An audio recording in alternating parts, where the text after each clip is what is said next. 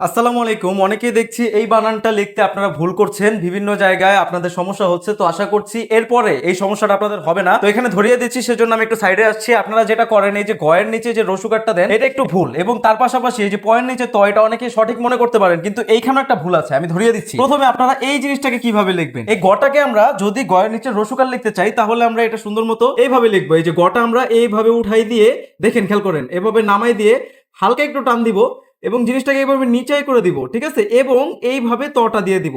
আমারটা পারফেক্ট না হলেও গটা এরকম ভাবে হবে। এই জিনিসটাকে একটু উঠাই দিলে আপনাদের গয়ের নিচে যে রসুকারটা, সেটা মোটামুটি কাইন্ড অফ এরকম। এবং যে পয়ের নিচে আপনারা পটা সুন্দর মতো লিখুন, কিন্তু একটা ব্যাপার আছে, এখানে পয়ের উপরের যে মাত্রাটা, এটা হবে না।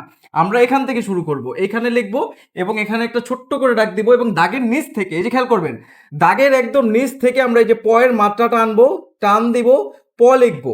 এবং এখান থেকে আমরা সোজা এখানে যে এতটুক নামাইছি না, এটা আমরা এতটুক নামাবো না।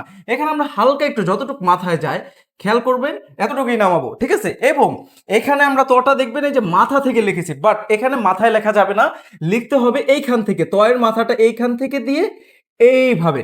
এটাই কাইন্ড অফ গুপ্ত। এটা আপনারা যদি গুগলে সার্চ করেন, হ্যাঁ, গুগল যদি বাংলায় লেখেন, তাও দেখবেন যে এইভাবেই লেখা হয়। এটাকে যদি আপনাদের বুঝতে ভুল হয়, আমরা সুন্দর করে দেখাচ্ছি। এই যে গটা লিখবেন এইভাবে, এই জিনিসটাকে এইভাবে উঠিয়ে দিন, এভাবে নামান, দেন এভাবে দিয়ে এভাবে করুন, এইভাবে গ লেখুন, ঠিক আছে, খেয়াল করে দেখবেন।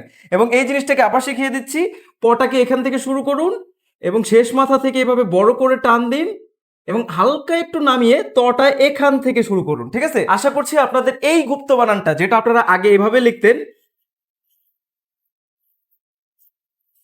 এখান থেকে আপনারা এইভাবে সুন্দর করে লিখতে পারবেন।